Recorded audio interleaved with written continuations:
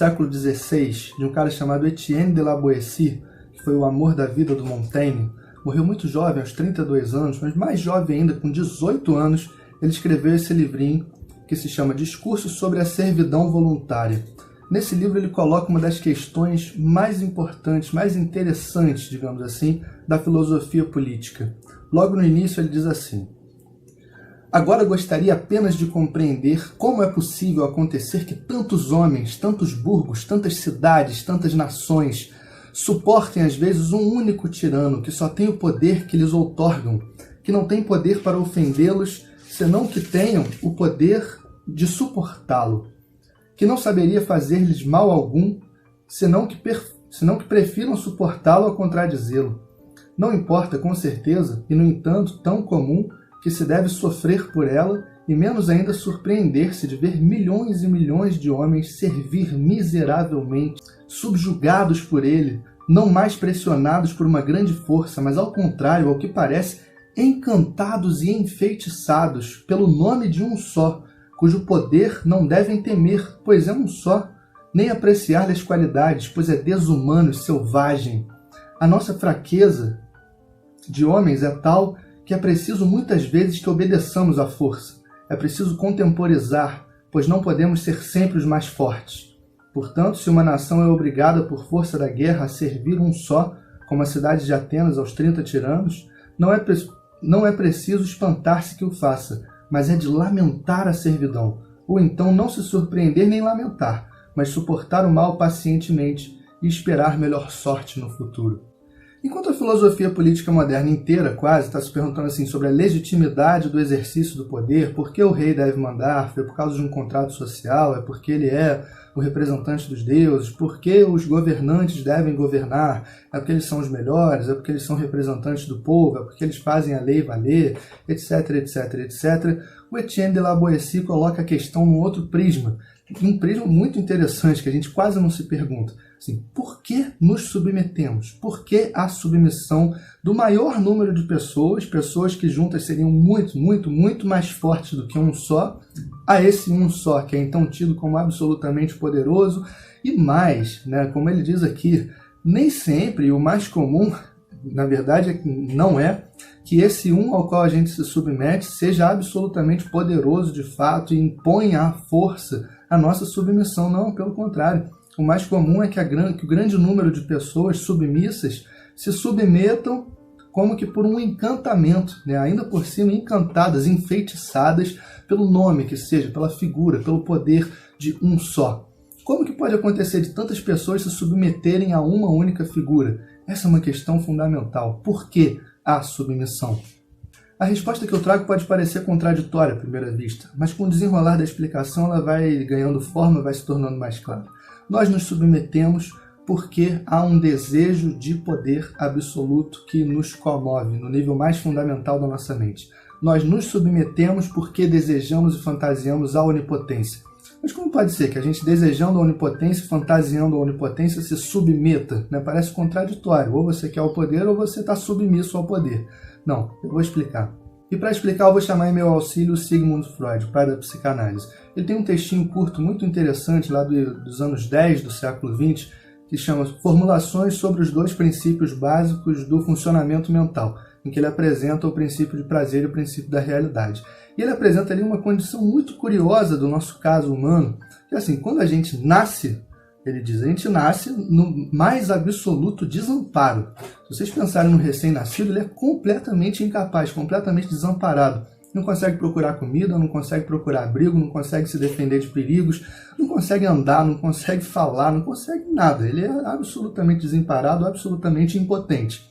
Porém, curiosamente, como aponta Freud, o que está rolando na nossa mente, desde esse princípio da nossa vida, é uma fantasia de poder absoluto. É um desejo e uma fantasia de onipotência. Tanto é que ele diz, no início da vida mental, ali ainda como recém-nascidos e na nossa primeiríssima infância, o que é desejado é, em primeiro lugar, alucinado e fantasiado, como se bastasse alucinar e fantasiar para que o desejo fosse satisfeito. A gente ainda não tem nenhuma noção de que há uma realidade externa, de que há circunstâncias da realidade, nas quais a gente precisa intervir se a gente quiser satisfazer alguns dos nossos desejos e das nossas necessidades. É como se a mente, desde o princípio da vida, acreditasse na própria onipotência. Vejam que curioso, o ser mais desamparado e mais onipotente desde o seu nascimento, também desde o seu nascimento traz na sua mente um desejo, uma fantasia de onipotência, de maneira que a mente parece acreditar desde o início que basta ela fantasiar, basta alucinar para satisfazer os desejos que tem. Sem nenhuma leitura ainda, nenhuma possibilidade de leitura de que existe uma realidade circundante, né? Existem circunstâncias da realidade de todos os tipos que resistem às nossas investidas e que a gente precisa aprender a ler essas circunstâncias para aprender a intervir nelas eficientemente de modo a satisfazer nossos desejos e nossas necessidades. Mas como que vai se quebrando essa primeira ilusão infantil de onipotência, essa ideia mental que parece estar inscrita na mente desde o nascimento, de que nós somos onipotentes e que basta alucinar e fantasiar para satisfazer nossos desejos? Com as frustrações. Conforme a gente vai se frustrando, a gente vai entendendo, conforme as frustrações vão vindo, a realidade vai dizendo não, não. A gente vai entendendo que tem um desejo do lado de cá, uma fantasia do lado de cá e que tem circunstâncias da realidade do lado de lá. Essas primeiras quebras se dão, por exemplo, quando a gente vai entendendo que a nossa mãe, o seio materno, o nosso alimento, o nosso prazer primordial, não está ao nosso alcance toda vez que a gente quer, que a gente deseja. Muitas vezes ela não vem, muitas vezes aquele objeto de desejo não vem, não se faz presente, resiste, vem quando quer, vem quando pode, vem quando dá.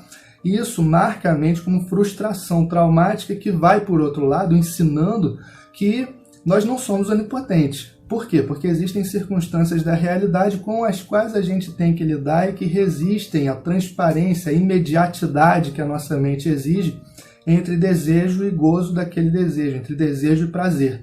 Tem uma distância aí marcada pelas circunstâncias da realidade. Com as frustrações, tem toda uma pedagogia da frustração em Freud. A frustração ensina. Com as frustrações que a gente vai passando, a gente vai começando a entender que, olha, tem uma realidade, tem um mundo externo, tem uma distância mínima entre o meu desejo e a realização desse desejo. E para realizar esse desejo eu preciso operar transformações nas próprias circunstâncias da realidade e para isso eu preciso aprender a ler as circunstâncias da realidade como um mundo externo que não sou eu, que é diferente de mim. Aí se opera a separação entre eu e mundo, uma quebra, como diz o Freud, do narcisismo primário no início da nossa vida. Para nós tudo é um grande eu de desejo e de prazer, mas com as frustrações vai criando-se essa separação. Olha, tem uma coisa aqui que sou eu, tem uma coisa lá que são as circunstâncias da realidade, e se eu quiser satisfazer meus desejos, eu preciso aprender a ler as circunstâncias da realidade e operar transformações efetivas nela de modo a satisfazer meus desejos. Então, desde muito cedo, a gente vai sendo obrigado a nos deparar com a nossa própria impotência. A gente vai sendo obrigado a lidar com o fato de que nós não somos onipotentes. Mas o que acontece com esse desejo e essa fantasia primordiais de onipotência, que o Freud diz que estão funcionando lá no nível mais fundamental da mente, desde a primeiríssima infância? Ela começa a ser projetada para outras instâncias.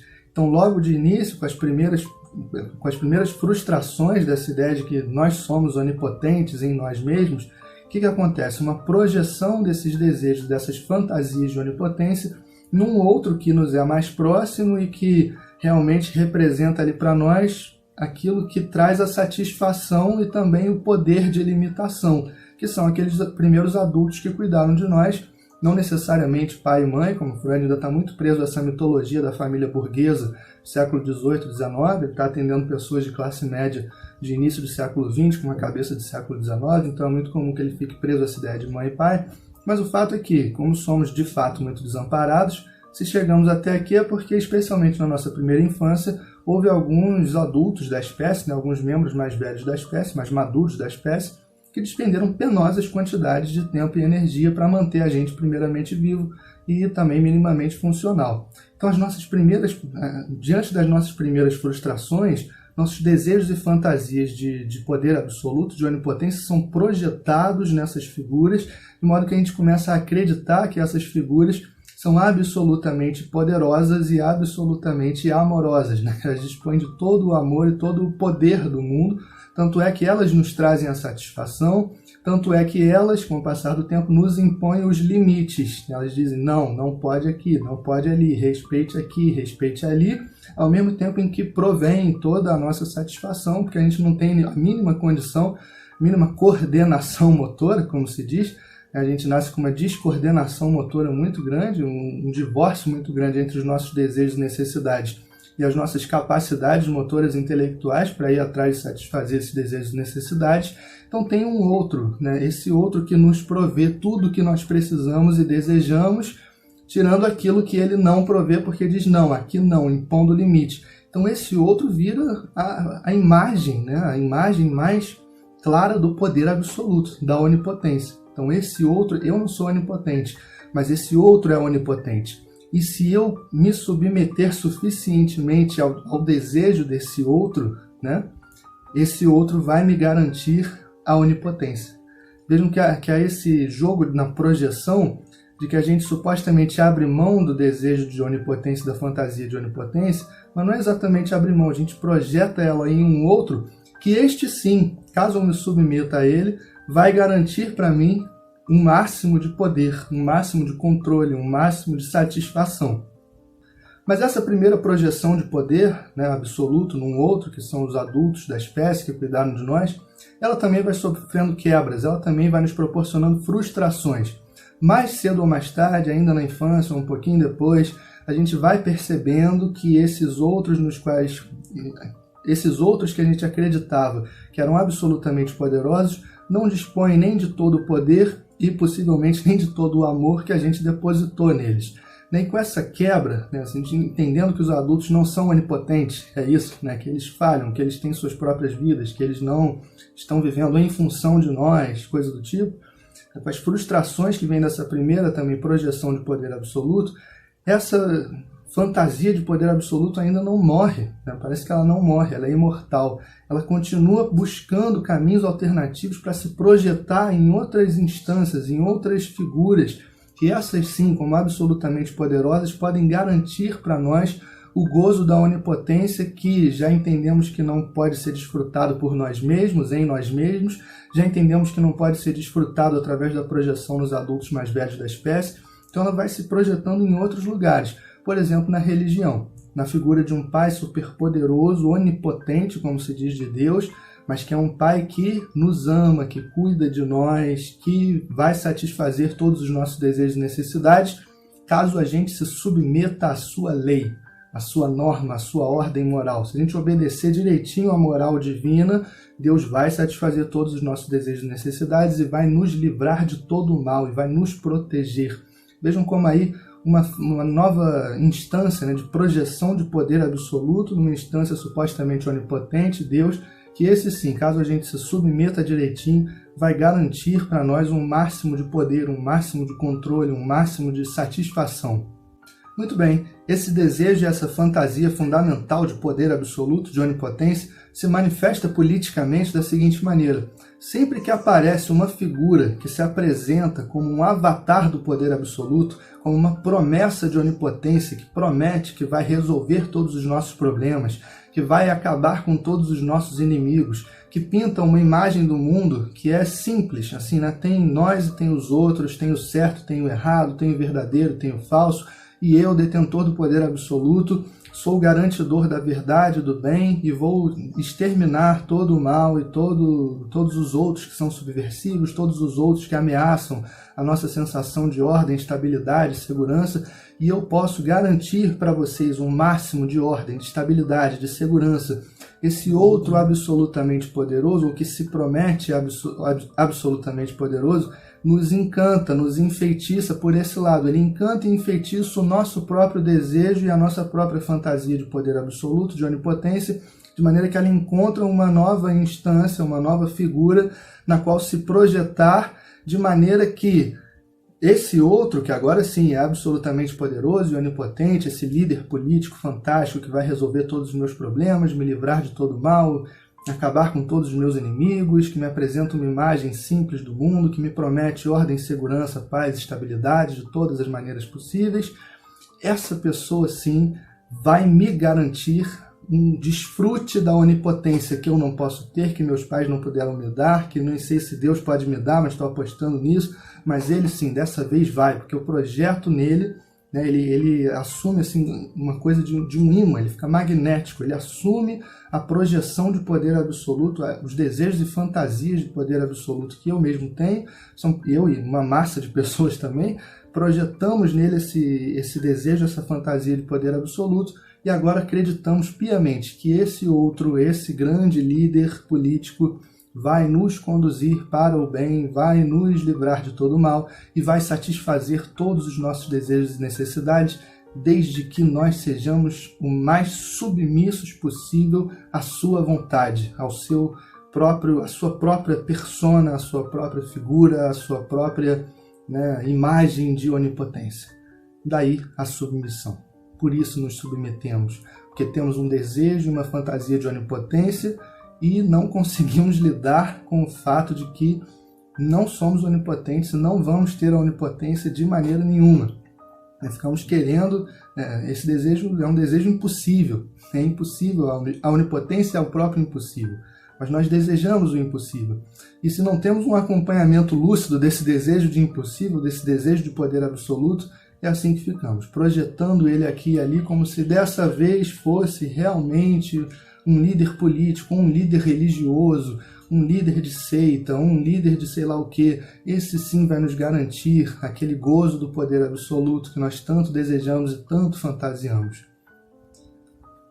Como que essa ilusão pode ser dissipada? Só justamente com a pedagogia da frustração. Só quando as pessoas se frustram, quando as pessoas se decepcionam, isso pode demorar muito ou pode vir rapidinho. A ver.